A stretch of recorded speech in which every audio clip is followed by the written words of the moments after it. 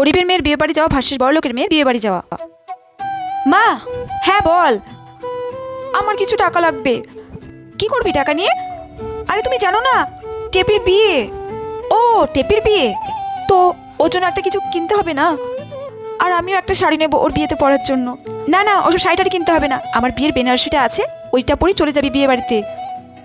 আর তো দিদির বিয়েতে অনেক কাচের বাটি পেয়েছি, ওখান থেকে একটা দিয়ে দিস, বুঝেছিস? মা, বিয়েতে কাচের বাটি দেবো? তোর বাবা কি চাকরি করে? আমরা দিন আনি দিন খাই, এর থেকে বেশি কি দেবো বলতো মা? ঠিক আছে মা, বড় লোকের মেয়ে। মম, ও বেবি, আমার কিছু টাকা লাগবে, আমার বেস্ট ফ্রেন্ডের বিয়ে, ওর জন্য ভাবছি একটা গিফট কিনবো। ও বেবি, তোমার ফ্রেন্ড মানে সেই মধুমিতার বিয়ে? Yes mom. আচ্ছা শোনো, তোমার অ্যাকাউন্টে আমি টাকা ট্রান্সফার করে দিচ্ছি, তুমি ওর জন্য একটা সুন্দর দেখে গোল্ড জুয়েলারি নেবে, আর তোমার জন্য একটা দামি দেখে লেহেঙ্গা নিয়ে নেবে। Okay baby? আমার জন্য লেহেঙ্গা কিনবো?